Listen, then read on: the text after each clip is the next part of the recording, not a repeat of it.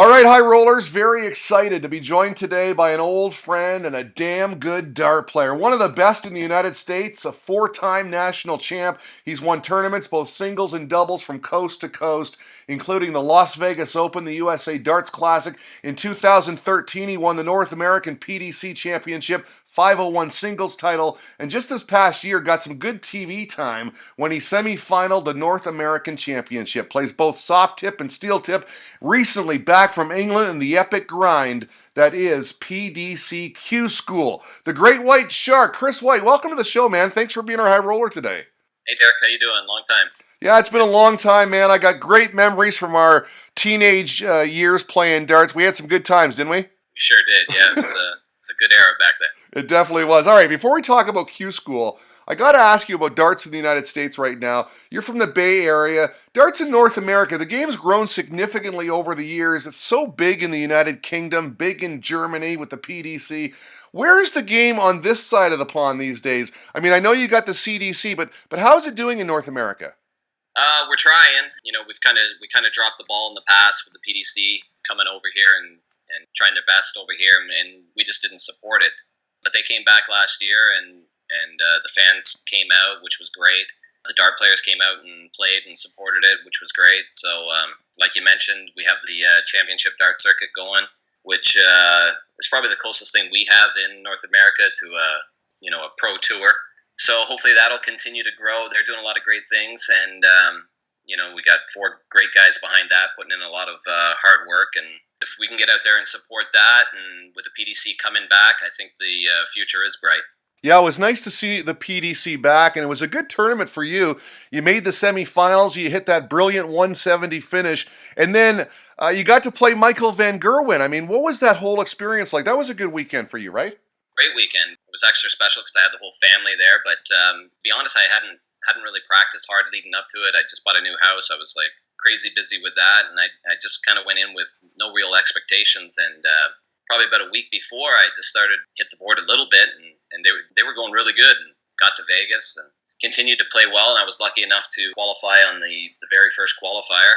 You know, a little disappointed with how that one ended up, the North American Championships, because I really felt like I was, playing at a higher level. That I was first on in the North American Championship there, and so after I'd won that first match, it was a big delay before I played my second match, and no excuses. I'm not trying to make excuses, but I didn't really perform well against Dave Richardson, who ended up playing great at it, and I would have had a hard time beating him with my best game. So, but that was disappointing. But the Van Gerwen thing, it was funny because I was out and I actually wanted to play Van Gerwen. I said to my wife, I hope I get Van Gerwen, because how often do you get a chance to play the best player in the world on TV in front of all your fans in North America? So it was a fantastic experience. I mean, nobody wants to play MVG. Come on. You wanted to play him? I mean, it must have been a special moment, because you're right, he's the best darts player on the face of the earth. What is it about him that makes him so tough? Is it just constant pressure? I mean, what is it? Yeah, he's, his super high scoring, that day I think he was 6 of 8 on doubles. I mean, big power finishing. He's been there, done it. He was a world master, I think, at 17. So he's just got that high ceiling. He can score with anyone. He scores better than anybody. And just to be able to be on that stage with him. And I was just happy that even though I got smashed, I was happy that I went up there and performed pretty decent. Well, most people get smashed against him anyway, my friend. But listen, what's he like as a person? He seems like he's a pretty good character. Yeah, great guy. We didn't, spend a lot of time talking before the match.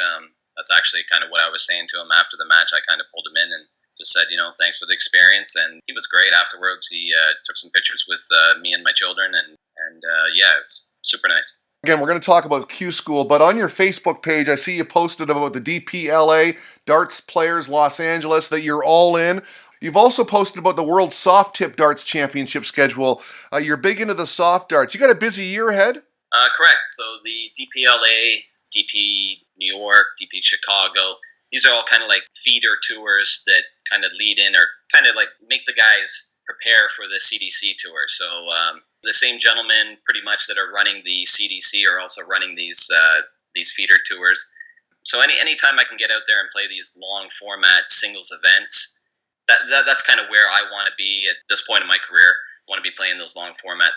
type stuff. And I just feel that, I mean, they're trying to make another North American world champion. That might be a little late in my career to pull that off, but some of these young kids that are coming up, I think that's the best tour, their best options to be able to achieve that. So I just wanted to go out there and support them as best I can, and I truly believe it's the best tour that we have out there. You need those long singles formats to play against the top competition, because when you play against these top guys, your game improves and everyone's does. And then you've got a chance when you go to England. Exactly. Yeah, going out and playing these 2 out of 3 singles events. I don't want to say there's a lot of luck involved, but there's a lot of luck involved. I mean, you can wire a couple doubles and that's it. That's over. Whereas these long format singles, you can kind of settle in. You can make a mistake. You can come back from it. You can do all that. So playing that more and more is definitely the way to go, in my opinion, to be able to prepare yourself to go over there and play with these guys. Okay, so I'm really interested in the soft tip dart, something I've never really got into, but I know it's big in Asia, and you're pretty good at it, right? How often do you play the soft tip, and how often do you travel for it? So the soft tip, yeah, I started playing when I moved down here, actually. I've been here for about 18 years. I probably started playing it about 15 years ago. I had a couple buddies that were playing it and doing quite well, winning a lot of money, playing the league, and I was like, how do you sign up for that? And I did, and enjoyed the game. And then probably, I think about 7 years ago, 2011, Darts Live was looking to expand worldwide. They make electronic dartboards in Japan. And Paul Lim, obviously the legend himself, he had contacted me about the new tour that they were starting up over there in Asia, and if I'd be interested in going over there and trying that. I was all in, and me and a few other guys went over and have been playing it ever since. I really enjoy the game. I've struggled to the fact that I don't think I've gotten the results that I think I'm capable of, but I'm going to keep at it. I'm confident that I'm going to get there eventually. I mean, I can break through eventually, I would hope. Well, it's definitely a popular game. You mentioned Paul Lim there, the legend himself. This guy is incredible. What did you make of his performance at the World Championships at the age of 63? I mean, this guy can still chuck him. I see him all the time, so I see it. I'm just blown away how he's playing better now. I've known him for such a long time, and he's playing better now than he's ever played. And if that 9-darter would have happened, I mean, how magical would have that have been? 9-darters so many years apart in the World Championships. It would have been. I honestly thought he was going to hit it. It would have been just a absolute epic moment for darts worldwide for sure. Well, I just got a Facebook message from Paul Lim today because he's going to come on and do an interview with us. I'm very excited about that. Yeah, very excited about that. Okay, man. QSchool, Professional Darts Corporation. You're just back from England. You're probably still jet lagged. I mean, this is quite an event, quite a grind. Can you take us through the whole gamut of what it means to go to QSchool and how tough it is? It's pretty tough. Last year, I think they had 400 and some odd players. This year, they divided into 2 sections. They had a European QSchool and one in England. So there was like 430 odd, I think, in England and 100 plus in Germany. So, I mean, it was like 600 plus players total. So it was like huge numbers. The thing about QSchool is just how many great players are there. Like, you got 400 players over there, and yeah, they're not all, great and capable of playing on the tour, but I'd venture, I guess, there'd probably be about 300 of them in that room that are not on any day. The 140s and 180s that are just flying around that room is just ridiculous. And the youth movement, I mean, they've done it right over there with the PDC, with the Challenge Tour and the Development Tour. These kids that are coming through now are just absolutely fearless. The under 30 crowd that's in that room is just mind-boggling. I mean, one of the kids that got his card, 17 years old, the future is so bright for these kids, and the money is just ridiculous that you can win over there now. I wish I was 20, 25 years younger, because, I mean, they're not giving the money away, but if you're willing to do the work and put in the time, future is bright for these kids over there for sure. Well, that's just it, right? There's a career opportunity now, and there's so much money involved, so much chance at fame that when it comes to practice, if you want it, you can go out and get it. So they're all getting better. For sure, and that's why I go to England, or want to go over there and take a couple cracks at it. I'm going to go over there and do some more Challenge Tour events just for those reasons that you mentioned. To be able to play against those guys on a regular basis only makes you better. I mean, we were over there playing the QSchool 4 days, but the day before QSchool, we just went to a local pub. And in that tournament alone, there was 3 guys with tour cards already. The room was full with guys that were going to try to get their cards the following day. ended up being like 55 guys or something in the event, and the standard was just, it's just such high, and you play these guys over and over and over again. You can't help but get better, because if you don't get better, you're just going to fall by the wayside. There's just you can't afford to miss over there. Whereas here in America, you can kind of skate through a few rounds and before you really have to get going. Over there, you really don't have that opportunity. You have to hit the ground running and hit every shot you basically have, or else you're out. Yeah, I mean, it is a tough grind. You said you had 4 chances. I know you had a pretty good run on day 3. You made the top 64. I mean, you had a chance there.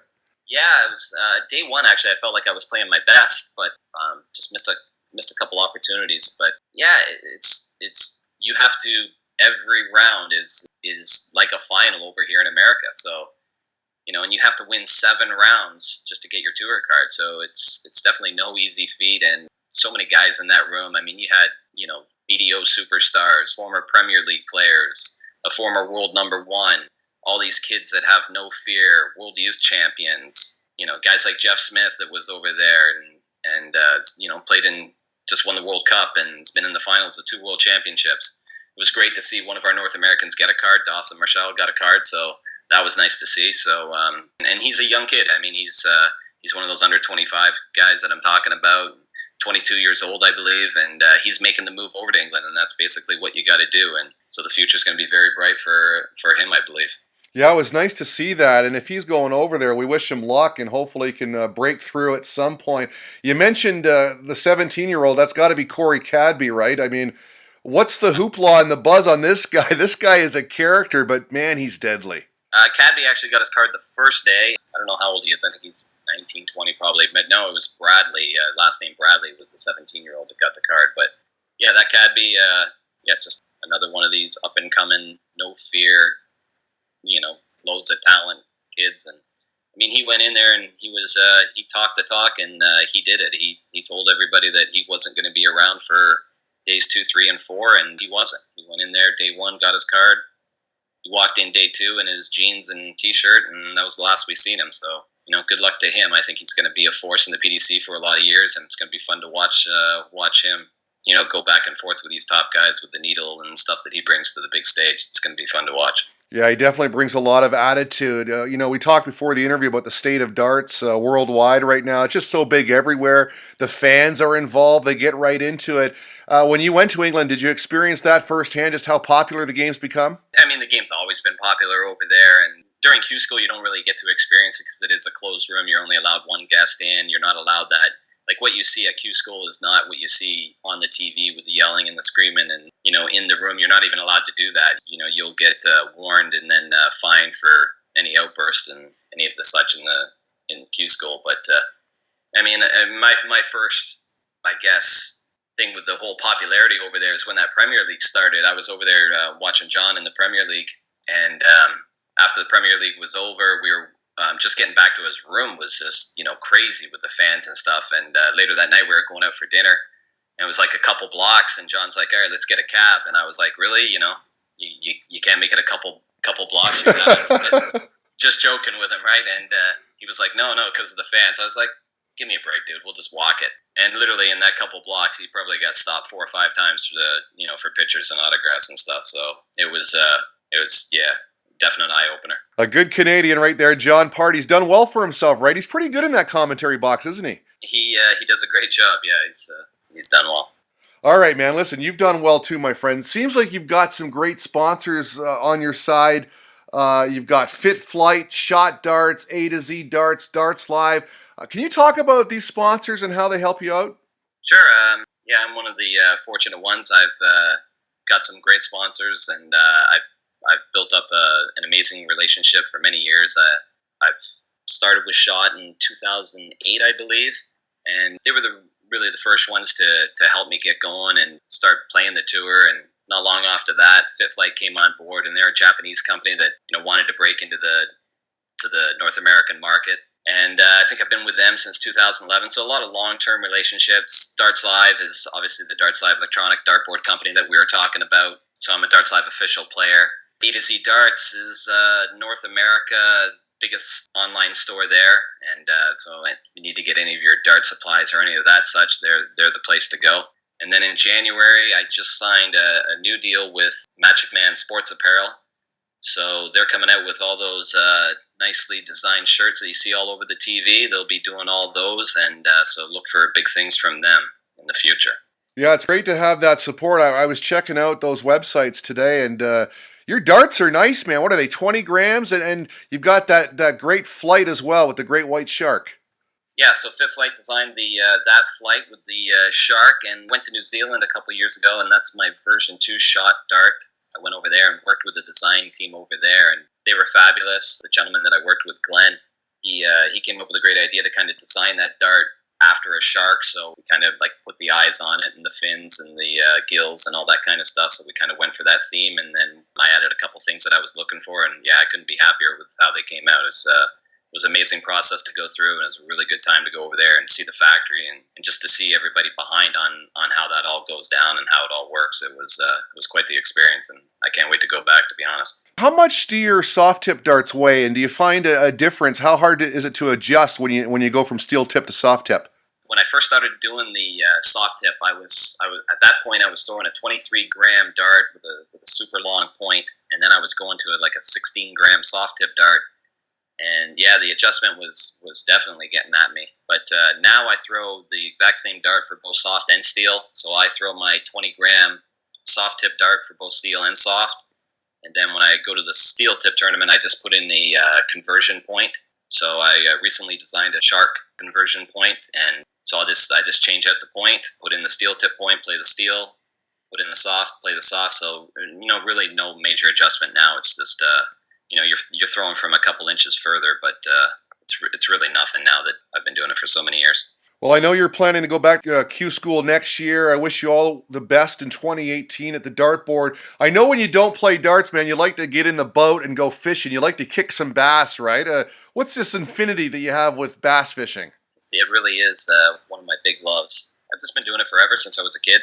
My father started taking me out fishing, and we happen to own a cabin up on Clear Lake, and it's definitely one of the best fishing lakes in the world. And yeah, any chance that I'm not playing darts, we're definitely up there and enjoying that time. I definitely love to get out there and fish for sure. Well, let me tell you, folks, if you ever come across this guy at a dartboard, he comes to play. Be sure to check him out on Facebook. The Great White Shark, 4-time U.S. national champion, and the best darts player that I know. Chris White, thanks so much, man. Appreciate it. Cheers, Derek. It's great talking to you at any time.